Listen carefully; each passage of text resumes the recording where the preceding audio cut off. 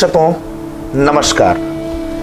The hawker news network के interview segment में आज हमारे मेहमान हैं श्रीकांत देव शुक्ला जी, जो कि वर्तमान में जो स्टेट पीएससी के जो रिजल्ट आए उसमें उन्होंने 25वें स्थान को अपने नाम करते हुए डीएसपी के लिए चयनित हुए हैं। आज हमारी टीम पहुंची है इनका इंटरव्यू करने, लेकिन लोगों को ये भी लग रहा होगा या लोगों के मन में ये भी सवाल उठ रहे होंगे कि इतने लोग पीएससी में, स्टेट पीएससी के रिजल्ट में लोगों ने रैंक हासिल किया, चयनित हुए, लेकिन श्रीकांत का ही इंटरव्यू क्यों? तो बताना चाहूँगा श्रीकांत की प्राथमिक स्तर की शिक्षा जिस क्षेत्र से हुई वो छत्तीसगढ़ का पूर्वी अंतिम छोर है। गांव का नाम है कोमाखान। छोटा सा गांव था, अब कस्बे में परिवर्तित हो रहा है। इनके पिताजी वहाँ स्वास्थ्य विभाग में शासकीय सेवा पर पदस्थ हैं। अरुण शुक्ला जी उनका नाम, और बड़े आदर और सम्मान के साथ उनका नाम कोमाखान सहित पूरा क्षेत्र लेता है। एक जन सहयोग करने वाले, हर व्यक्ति के सहयोग के लिए आगे रहने वाले अरुण शुक्ला जी के सुपुत्र श्रीकांत, जिनकी प्राथमिक स्तर की शिक्षा भी कोमाखान में पूरी हुई। मतलब गांव से निकला हुआ एक लड़का अपने परिश्रम के बल पर पूरे राज्य में 25वां स्थान अपने नाम पे करता है और डीएसपी के लिए चयनित होता है। पुलिस प्रशासन में जो कहा जाए राज्य स्तर पे जो पीएससी होती है उसमें पुलिस प्रशासन में जो सबसे ऊंचा पद होता है डिप्टी कलेक्टर सबसे पहले, उसके बाद जो पुलिस प्रशासन का बड़ा पद डीएसपी आता है, उस पर चयनित होके इन्होंने अपने परिवार का और अपने गांव का नाम रोशन किया है। तो आज हमारी टीम उनके इंटरव्यू के लिए पहुंची है। तो आइए मुखातिब होते हैं और पूछते हैं कुछ हल्के फुल्के से सवाल श्रीकांत देव शुक्ला जी से। शुक्ला जी, आपका बहुत बहुत स्वागत है। तो शुक्ला जी, आपके प्रारंभिक स्तर की शिक्षा कहाँ से हुई और आपने हायर सेकेंडरी के लिए फिर आगे आपने, क्योंकि कोमाखान में कहा जाता है कि आप शिशु मंदिर कोमाखान से पढ़े हैं, तो शिशु मंदिर तो आप जिस समय पढ़े हो सकता है उस समय 5वीं तक रहा हो या 8वीं तक रहा हो, उसके बाद हाई स्कूल हायर सेकेंडरी के लिए आपने कहाँ चुना, तो पूरा विस्तार से बताएंगे। तो मेरा प्राथमिक जो एजुकेशन है वो जी सरस्वती शिशु मंदिर कोमाखान से हुआ जी। उसके बाद मेरा चयन जो है जवाहर नवोदय विद्यालय सरायपल्ली में हुआ था जी। तो 6वीं से लेकर 12वीं तक पढ़ाई मैंने वहीं से की। जवाहर नवोदय विद्यालय ब्रांड है दोस्तों हायर सेकेंडरी तक की पढ़ाई के लिए। एक नवोदयन होना गर्व की बात है। एक नवोदयन जब नवोदयन से मिलता है तो मैंने देखा है कि सीनियर जूनियर का जो बहुत मधुर संबंध है वो एक नवोदयन से अच्छा कोई एक्सप्लेन नहीं कर सकता। और नवोदय में पढ़ लेना मतलब ये मान के चलिए कि एक नवोदयन को उठा के अगर आप अबूझमाड़ के जंगल में भी छोड़ दो तो वो वहाँ अपने रहने खाने पीने सबकी व्यवस्था कर लेगा। नवोदयन के लिए ऐसा कहा जाता है कि टफ से टफ लाइफ स्टाइल जीने की शिक्षा वहाँ मिल जाती है। तो नवोदय में 12वीं पढ़ने के बाद आपने आगे की पढ़ाई के लिए कहाँ गए और किस शहर को चुना आपने? तो नवोदय से निकलने के बाद मैंने जो है बीई सिविल इंजीनियरिंग किया है जी, जो रायपुर में है, रायपुर इंस्टीट्यूट ऑफ टेक्नोलॉजी, वहाँ से मैंने जो है बीई कंप्लीट किया था। जी जी। सर बीई करने के बाद पीएससी की ओर लौटना, जबकि क्योंकि आपने सिविल से किया, आपने जिस समय बीई किया उस समय सिविल इंजीनियर्स की अच्छी खासी मांग है। कई लोग अगर जॉब नहीं कर रहे हैं तो वो आज खुद का स्टार्टअप करके आज बड़े बड़े बिल्डिंग्स, बड़े बड़े पुल्स, कॉरिडोर्स वगैरह डेवलपमेंट में अपना योगदान दे रहे हैं। तो एक इंजीनियर होने के बाद पीएससी की ओर आगे बढ़ना, इसकी प्रेरणा आपको कहाँ से मिली? तो जो हमारे सीनियर्स थे, जो नवोदय के भी सीनियर्स हैं और अच्छा। जो कॉलेज के भी सीनियर्स हैं, उनमें से जो मेरे मार्गदर्शन किया वो काफ़ी मतलब इस सेवा को लेके उत्साहित थे, उनकी तैयारी कर रहे थे। तो उनसे मैं मार्गदर्शन लेते हुए मैंने सिविल सेवा की तैयारी शुरू करी। फाइनल ईयर से मैं पास आउट हुआ, उसके बाद मैंने तुरंत सिविल सेवा की तैयारी शुरू कर दी। मतलब इंजीनियरिंग करते करते फाइनल ईयर में ये मूड बन गया था जी कि अब सिविल सेवा की ओर आगे बढ़ना है। तो सिविल सेवा की तैयारी आपने यही रह के की कि किसी संस्थान को चुना उसके लिए? शुरुआत में मैं यूपीएससी की तैयारी कर रहा था। अच्छा। तो इस दौरान जो 1 साल मैंने रायपुर में ही तैयारी की जी। इसके बाद मुझे लगा कि थोड़ा एजुकेशन ज़्यादा चाहिए इसके जी लिए। जी। तो मैं दिल्ली गया 1 साल के लिए। अच्छा। वहाँ मैं तैयारी किया 1 साल, उसके बाद फिर मैं वापस रायपुर आ गया। दिल्ली में सिविल सेवा की तैयारी के लिए, यूपीएससी की तैयारी के लिए मुखर्जी नगर और पटेल नगर को स्वर्ग कहा जाता है। तो इन दोनों में से किस स्थान को आपने चुना? ये प्रिपरेशन के दौरान मैं जो है करोल बाग जो है जी जी वहाँ पर मैं रहता था। वहाँ पे जो कोचिंग थी उनको मैंने ज्वाइन किया था जी। और वहाँ रह के मैं तैयारी किया। तो ये करोल बाग पटेल नगर ना जी। करोल बाग पटेल नगर और मुखर्जी नगर, इन दोनों में क्या अंतर है? बहुत लोगों के मन में प्रश्न रहता है, बताएंगे। तो यूपीएससी की जब तैयारी करते हैं तो ये 2 सेंटर बड़े हैं। तो करोल बाग जो है वो इंग्लिश मीडियम के लिए होता है और मुखर्जी नगर जो है वो हिंदी मीडियम जो के छात्र रहते हैं उनके लिए, मतलब वो एक सेंटर पॉइंट है। तो सिविल सेवा की तैयारी के लिए इंग्लिश मीडियम वाला होना, हिंदी मीडियम होना वाला, तो किसको आसान पड़ता है, हिंदी मीडियम वाले को कि इंग्लिश मीडियम वाले को? ऐसा ज़रूरी नहीं है। जो एग्ज़ाम की तैयारी आपके कैपेबिलिटी पे डिपेंड करती है, लेकिन माध्यम जो है वो उतना मैटर नहीं करता। तो आपने यूपीएससी ट्राई किया इससे पहले? हाँ, मैंने यूपीएससी ट्राई किया। कितने अटेम्प्ट आपने यूपीएससी के? मैंने 3 लगातार अटेम्प्ट दिए थे जी, पर उसमें मुझे सक्सेस नहीं मिली। प्री तो निकल गया होगा आपका? क्या था? मेरा प्री ही नहीं निकला।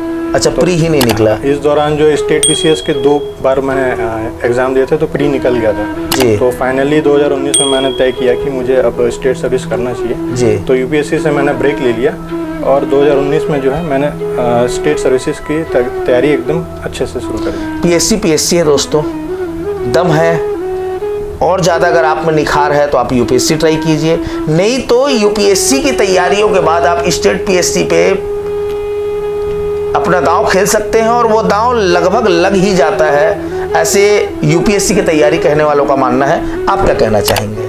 देखिए सर, दोनों एग्ज़ाम जो है अपनी जगह जी एकदम अलग है जी। दोनों के लिए जो है काफ़ी मेहनत चाहिए जी। तो दोनों को कंपेयर करना मेरे हिसाब से जस्टिस नहीं होगा। अच्छा, स्टेट पीसीएस नहीं, एक पीएससी की तैयारी कराने वाले बहुत बड़े शिक्षक हैं, बहुत बड़ा नाम है भारतवर्ष में उनका, उन्होंने कहा था कि स्टेट पीएससी छत्तीसगढ़ और झारखंड का स्टेट पीएससी का जो सिलेबस है वो यूपीएससी से लेंदी है।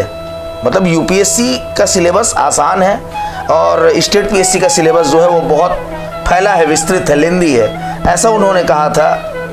तो क्या कहना चाहेंगे इस पे? इस पे मेरा ये राय है कि सर जो स्टेट पीसीएस है जो वर्तमान में छत्तीसगढ़ और झारखंड का जो जिक्र हुआ तो हाँ लेंदी है, लेकिन जब आप यहाँ का जो एग्ज़ाम पैटर्न देखेंगे तो स्ट्रिक्टली सिलेबस से एकदम इंटीग्रेटेड रहता है, सिलेबस से ज़्यादा बाहर नहीं जाता। सिलेबस को अगर आपने अच्छे से पढ़ लिया तो आप ये एग्ज़ाम क्रैक कर सकते हैं। लेकिन रही बात यूपीएससी की जी, तो यूपीएससी जो है एकदम डायनामिक है जी। तो वो सिलेबस को पढ़ना ही काफ़ी नहीं होता, उसके साथ जो है आपका जो माइंडसेट जो होता है वो काफ़ी ब्रॉड होना चाहिए और वर्तमान में जो चीज़ें चल रही हैं उसको आपको रिलेट करते हुए उस एग्ज़ाम की तैयारी करना पड़ता है जी। तो लौटते हैं अब इस यूपीएससी से स्टेट पीएससी की ओर। 2019 आपने बताया कि 2019 में मैंने फिर मूड बनाया कि मुझे स्टेट के लिए स्टेट पीएससी की तैयारी करनी है, उसके लिए फिर आप वापस रायपुर आए जी स्टेट पीएससी की तैयारी के लिए। फिर आपने क्या क्या तैयारियां की और कौन सा एग्ज़ाम आपका रहा जिसको आपने क्रैक किया और आज आप डीएसपी के लिए चयनित हुए? मैं बता दूं कि सर 2017-2018 का जो स्टेट पीसीएस था उसका मैंने मेंस लिखा हुआ था जी, क्योंकि मेरा प्री निकल गया था तो जी। उसमें मेरे मार्क्स उतने अच्छे नहीं आए थे जी। तो फिर फाइनली 2019 में मैंने डिसाइड किया कि अब जो है स्टेट पीसीएस मुझे अच्छे से देना है जी।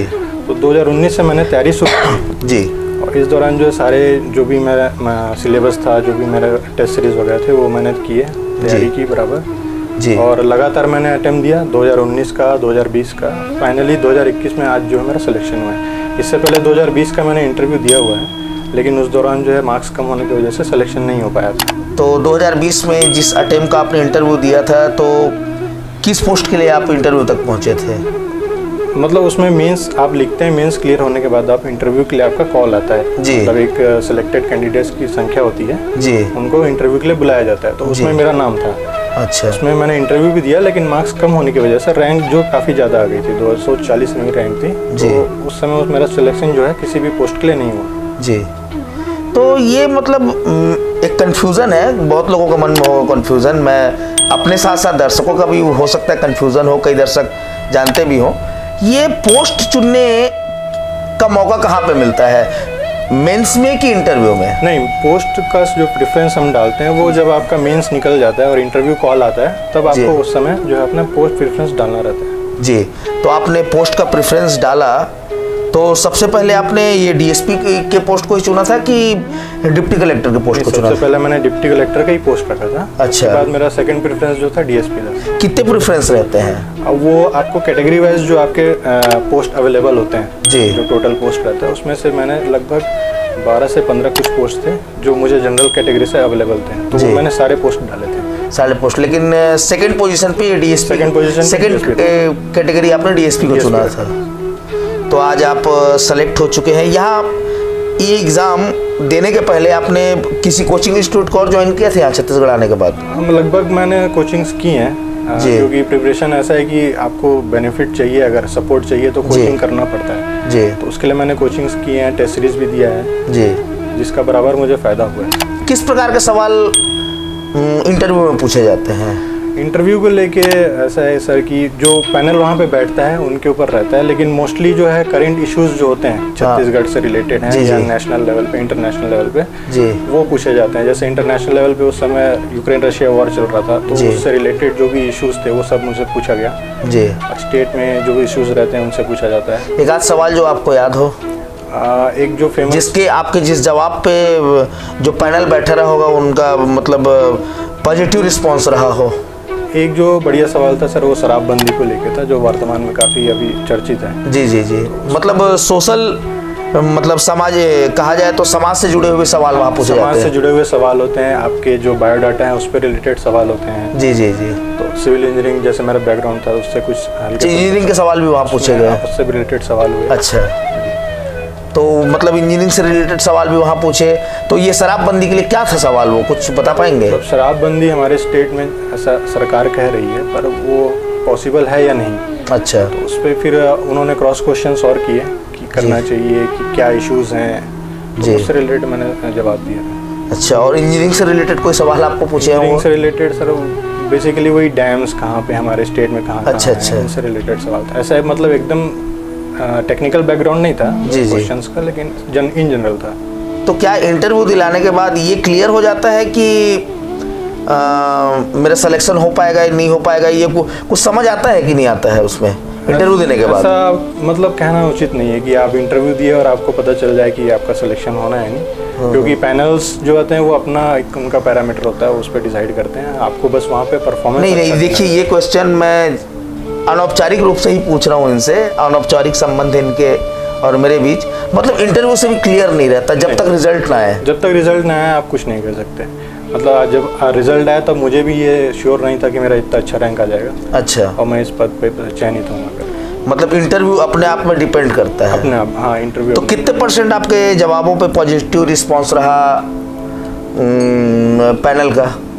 आप जब इंटरव्यू देते हैं सर, आपको क्वेश्चन पूछा जाता है, आपको जवाब होता है तो आप जवाब देते हैं, नहीं होता तो आप सीधा मना कर सकते हैं। जी, तो जी। ज़्यादातर सवालों के जवाब मैंने दिया है और उस पर रिस्पॉन्स उनका ठीक था, क्योंकि मेरे जवाब जो दिए हैं वो लगभग सही थे, तो ऐसा कुछ मुझे लगा नहीं। कितना लंबा इंतजार करना पड़ा इंटरव्यू से लेकर अभी रिजल्ट आते तक का? इंटरव्यू सितंबर में 2022 में कंप्लीट हो गया था। जी, जी। उसके बाद कुछ इश्यूज़ के चलते जो है रिज़ल्ट डिले हुआ, लगभग अच्छा। 7 महीने बाद अब रिज़ल्ट आया। तो रिजल्ट देखने के बाद कैसा माहौल रहा? सबसे पहले बधाई किसने दी? सबसे पहले मेरी छोटी बहन जो है वही उसने रिजल्ट देखा, उसने अच्छा। मुझे सबसे पहले बधाई दी। मतलब आपने रिजल्ट देखने की हिम्मत नहीं की या उन्होंने सबसे आपसे पहले देख लिया, क्या था? वो उसमें मतलब उसको ज़्यादा उत्साहित था, तो वो हाँ उन्होंने हाँ पहले भाई, देखा मुझसे। हो सकता है डिप्टी कलेक्टर हो या डीएसपी, अभी डीएसपी में चयनित हुए हैं, है ना? घर 2 ही भाई बहन है शायद तक आप लोग ना, हाँ? तो हाँ सच है। और कहते हैं कि बहनें जो है वह घर की वह जड़ होती है माँ के बाद, जो पूरे घर को समेट के रखती है। तो फिर उन्होंने आपको बताया, तो कैसा रहा आपका रिस्पॉन्स उस समय? मतलब क्या फील किया आपने? उम्मीद तो नहीं थी, इसलिए बिलीव करना मुश्किल था, लेकिन हाँ। फाइनली मैंने भी खुद से चेक किया। उसके बाद फिर मुझे लगा कि मैं सेलेक्ट हुआ हूँ, मैंने देखा नाम तो हाँ। काफ़ी अच्छा लगा मुझे। काफ़ी अच्छा लगा।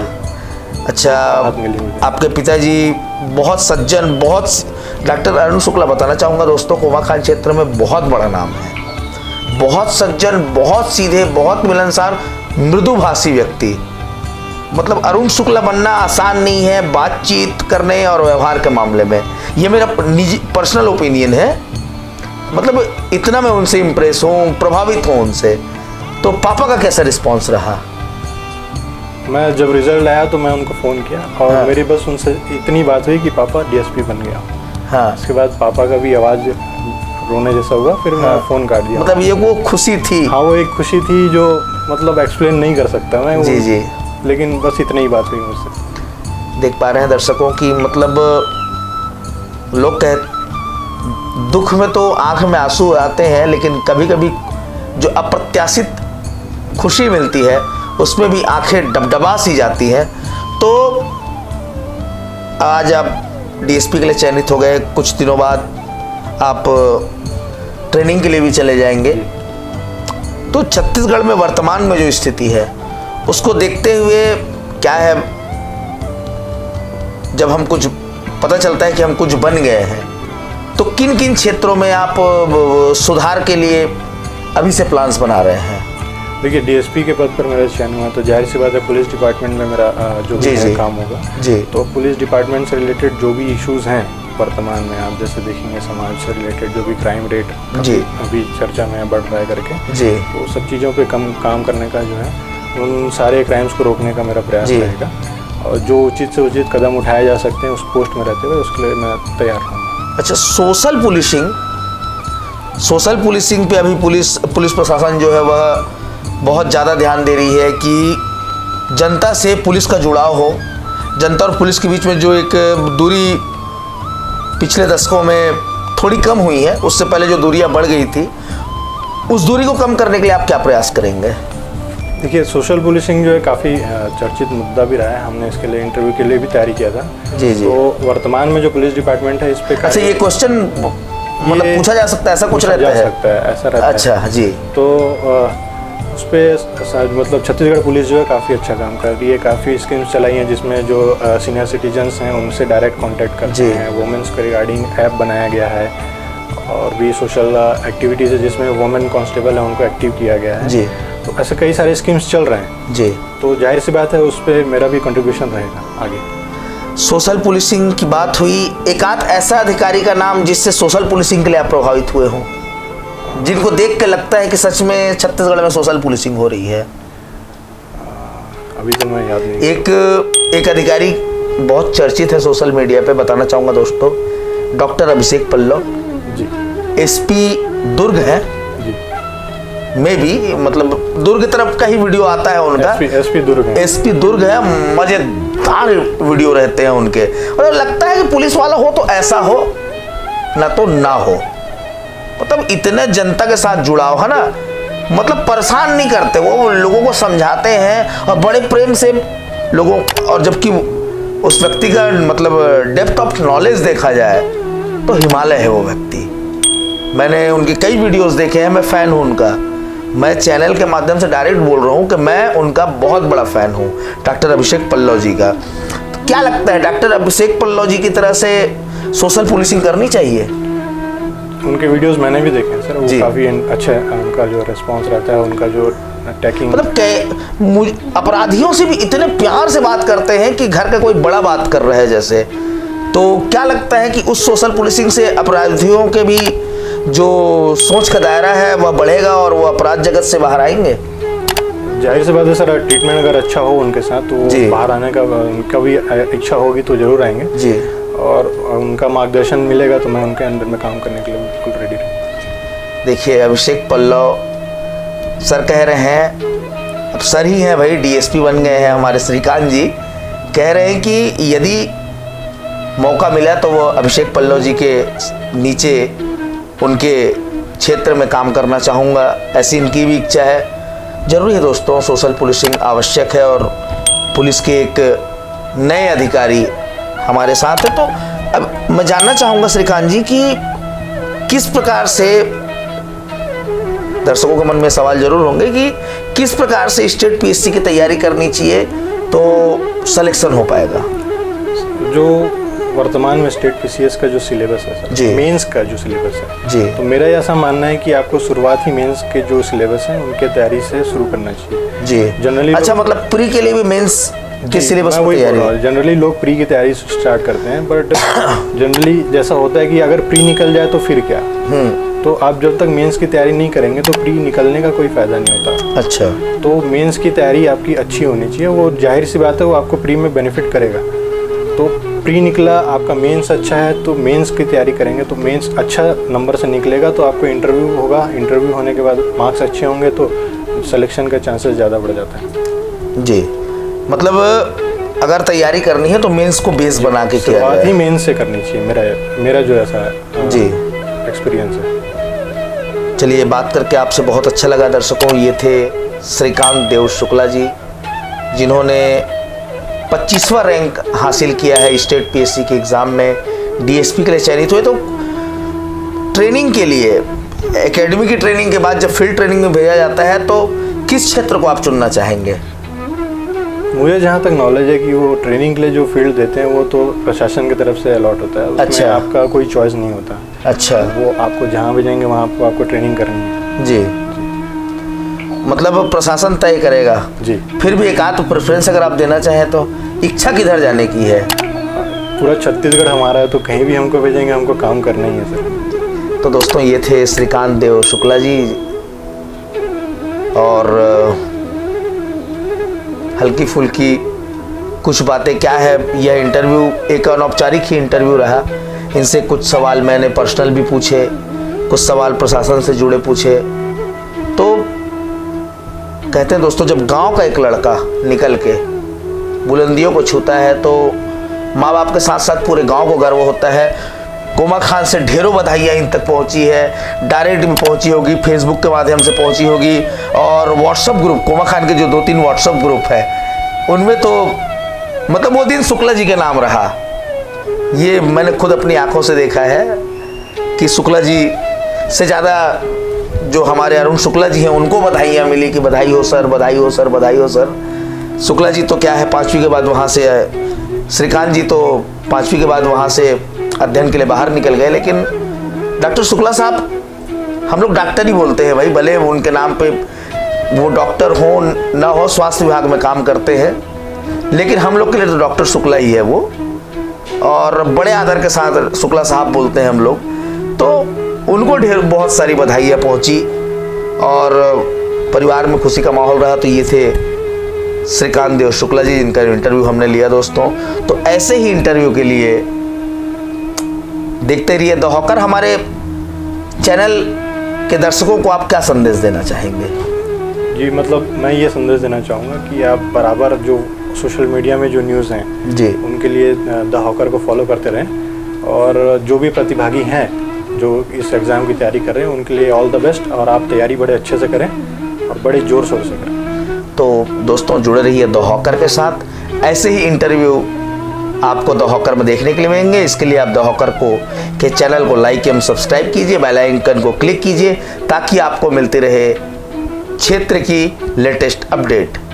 वीडियो जर्नलिस्ट सुमित सोनी, कैमरे के पीछे भी जो व्यक्ति होता है उसका बड़ा महत्व होता है, सुमित सोनी जी के साथ मैं आपका भाष्कर रहा हूँ। नमस्कार।